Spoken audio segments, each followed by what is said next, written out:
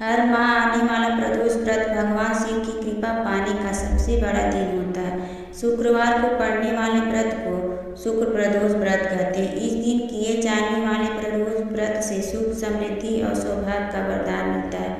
प्रदोष व्रत की पूजा शाम के समय प्रदोष काल में की जाती है। यह प्रदोष सूर्यास्त से लगभग 1 घंटा पहले का समय होता है, जो प्रदोष काल कहलाता है। धार्मिक ग्रंथों के अनुसार प्रदोष व्रत करने से भगवान शिव शंकर की पूर्ण कृपा प्राप्त की जाती है।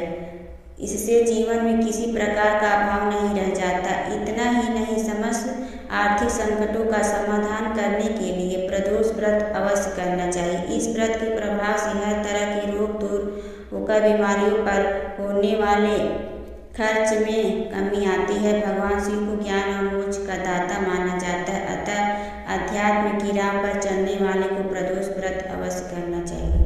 प्रदोष व्रत की कथा। एक नगर में 3 मित्र रहते थे, राजकुमार, ब्राह्मण कुमार और तीसरा धनिक पुत्र। राजकुमार और ब्राह्मण कुमार विवाहित थे। धनिक पुत्र का विवाह हो गया था, लेकिन गौना शेष था। एक दिन तीनों मित्र स्त्रियों की चर्चा कर रहे थे। ब्राह्मण कुमार ने स्त्रियों की प्रशंसा करते हुए कहा, नारीहीन घर भूतों का डेरा होता है। धनिक पुत्र ने यह सुना तो तुरंत ही उसने अपनी पत्नी को लाने का निश्चय कर लिया।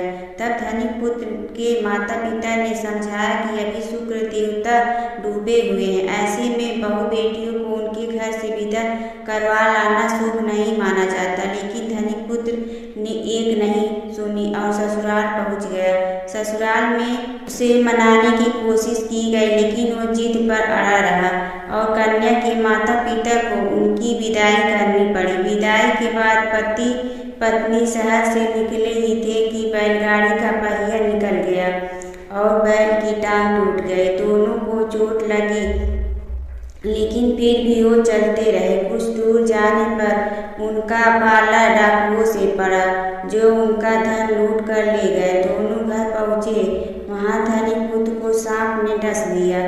उसके पिता ने वैद्य को बुलाया तो वैद्य ने बताया कि वो 3 दिन में मर जाएगा। जब ब्राह्मण कुमार को यह खबर मिली तो वो धनिक पुत्र के घर पहुंचा और उसके माता पिता को शुक्र प्रदोष व्रत करने की सलाह दी और कहा कि इसे पत्नी सहित वापस ससुराल भेज दे। धनिक ने ब्राह्मण कुमार की बात मानी और ससुराल पहुंच गया, जहां उसकी हालत ठीक हो गई। शुक्र प्रदोष के महात्म्य से सभी घोर कष्ट दूर हो गए। इसी दिन कथा सुने अथवा सुनाए तथा कथा समाप्ति के बाद हवन सामग्री मिलाकर 11 या 21 या 108 बार ओम ह्रीं क्लीं नमः शिवाय स्वाहा मंत्र से आहुति दे। उसके बाद शिव जी की आरती तथा प्रसाद वितरित करें। उसके बाद भोजन करें। कहा जाता है कि शुक्रवार को प्रदोष व्रत सौभाग्य और दाम्पत्य जीवन में सुख समृद्धि भर देता है। यही कारण है कि आज के प्रदोष व्रत का काफी खास माना जा रहा है। शुक्रवार के दिन पड़ने वाले इस व्रत से सुख समृद्धि मिलती है। एक नगर में एक ब्राह्मणी रहती थी। उसके पति का स्वर्गवास हो गया था। उसका अब कोई आश्रयदाता नहीं था, इसलिए प्रातः होते ही वह अपने पुत्र के साथ भीख मांगने निकल पड़ती थी। भिक्षाटन से ही वह स्वयं व पुत्र का पेट पालती थी। एक दिन ब्राह्मणी घर लौट रही थी तो उसे एक लड़का घायल अवस्था में कहराता हुआ मिला। ब्राह्मणी दयावश उसे अपने घर ले आई। एक लड़का विदर्भ का राजकुमार था।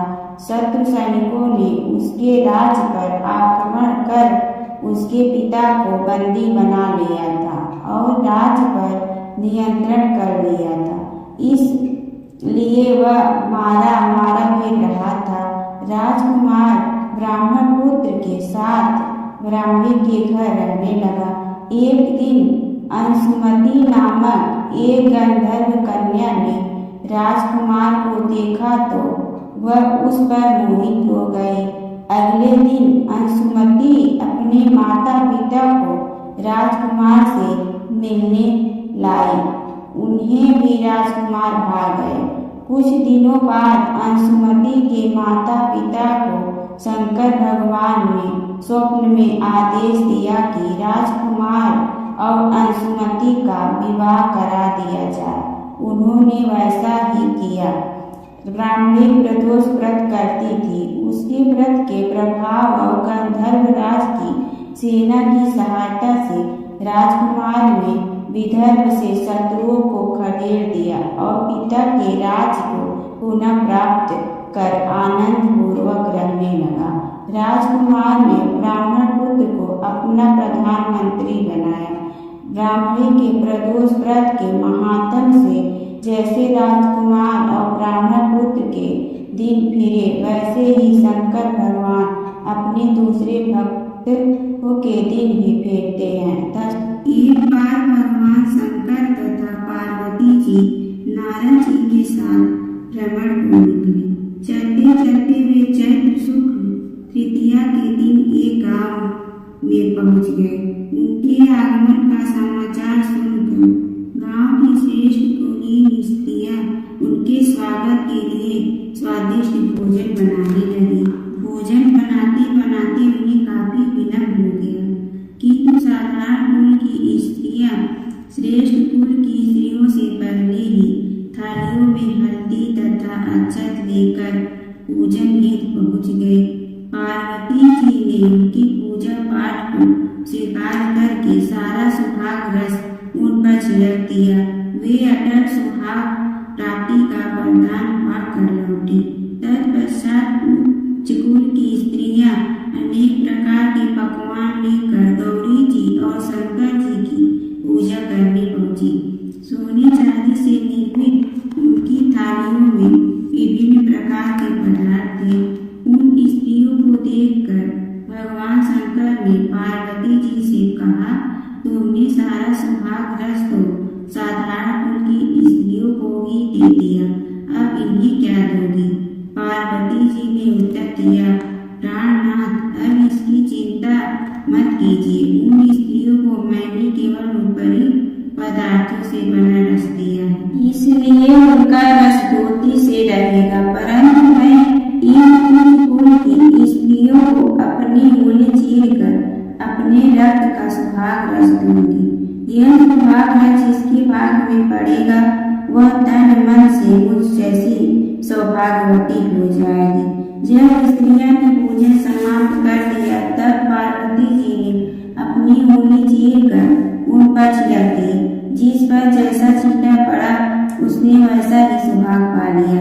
तत्पश्चात भगवान शिव की आज्ञा से पार्वती जी ने नदी तट पर स्नान किया और बालू की शिव मूर्ति बनाकर पूजन करने लगी। पूजन के बाद बालू के पकवान बनाकर शिव जी को भोग लगाया। प्रदक्षिणा करके नदी तट की मिट्टी से माथे पर तिलक लगाकर 2 कण बालू का भोग लगाया। इतना सब करते करते पार्वती को काफी समय लग गया। काफी देर बाद जब वे लौट कर आए तो महादेव जी ने उनसे देर से आने का कारण पूछा। उत्तर में पार्वती जी ने झूठ ही कह दिया कि वहाँ मेरे भाई भाभी आज मायके वाले मिल गए थे, उन्हीं से बातें करने में देर हो गई। परंतु महादेव तो महादेव ही थे, वे कुछ और ही लीला रचना चाहते थे। अतः उन्होंने पूछा, पार्वती जी, तुमने नदी के तट पर पूजन करके किस चीज और स्वयं कौन सा प्रसाद खाया था? स्वामी पार्वती जी ने पुनः झूठ बोल दिया। मेरी भाभी ने मुझे दूध भात खिलाया, उसे खाकर मैं सीधी यहाँ चली आ रही हूँ।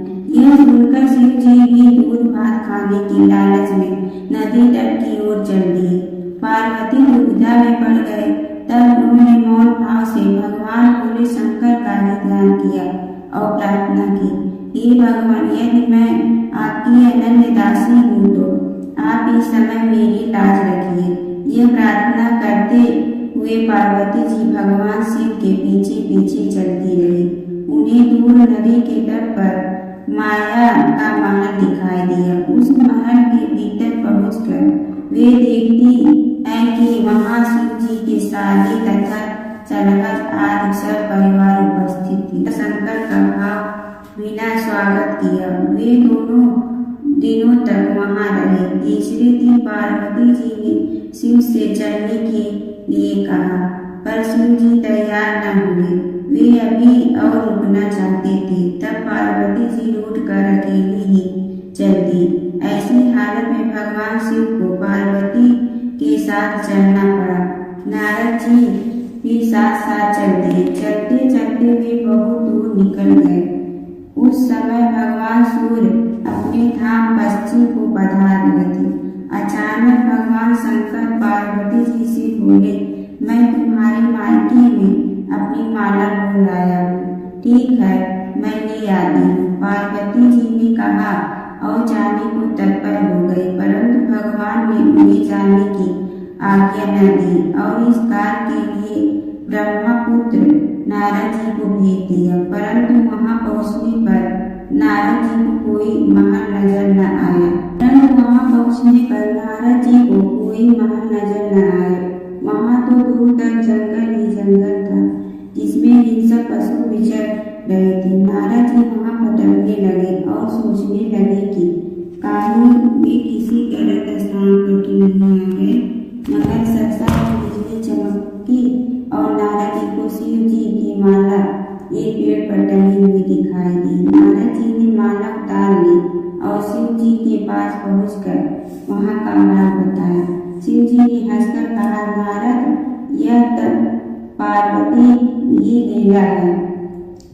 इस पर पार्वती बोली, मैं किस योग हूँ। तब नारद जी ने सिर झुकाकर कहा, माता, आप पतिव्रताओं में सर्वश्रेष्ठ हैं। आप सौभाग्यवती, समाज में आदि शक्ति हैं। यह सब आपके पतिव्रत का ही प्रभाव है। संसार की स्त्रियां आपके नाम स्मरण मात्र से ही अटल सौभाग्य प्राप्त कर सकती हैं और समस्त सिद्धियों को बना तथा मिटा सकती हैं। तब आपके लिए यह कर्म कोई सी बड़ी बात है। महामाया गोपनीय पूजन अधिक शक्तिशाली तथा सार्थक होता है। आपकी भावना तथा चमत्कार पूर्ण शक्ति को देखकर मुझे बहुत प्रसन्नता हुई। मैं आशीर्वाद रूप से कहता हूँ कि जो स्त्रियां इस तरह गुप्त रूप से पति का पूजन करके मंगल कामना करेंगे, उन्हें महादेव जी की कृपा से दीर्घ आयु वाले पति का संसार मिलेगा। जय शिव ओंकारा प्रभु, जय शिव ओंकारा। ब्रह्मा विष्णु सदाशिव अर्धांगी धारा। जय शिव ओंकारा। एकानन चतुरानन पंचानन राजे। हंसासन गरुड़ासन वृषवाहन साजे। जय शिव ओंकारा। दो भुज चार चतुर भुज दस भुज अति सोहे। तीनों रूप निरखते त्रिभुवन जन मोहे। जय शिव ओंकारा। अक्षमाला बनमाला मुंड मलाधारी। चंदन मृग मद सोहे भोले शुभकारी। जय शिव ओंकारा। श्वेतांबर पीतांबर बागंबर अंगे। ब्रह्मादिक सनकादिक प्रेतादिक संगे। जय शिव ओंकारा। कर के मध्य कमंडलु और त्रिशूलधारी। सुखकारी दुखहारी जग पालनकारी। जय शिव ओंकारा। ब्रह्मा विष्णु सदा शिव जानत अविवेका। प्रणवाक्षर में शोभित ए तीनों एका। जय शिव ओंकारा। त्रिगुण स्वामी जी की आरती जो कोई नर गावे। कहत शिवानंद स्वामी मन वांछित फल पावे। जय शिव ओंकारा प्रभु, जय शिव ओंकारा।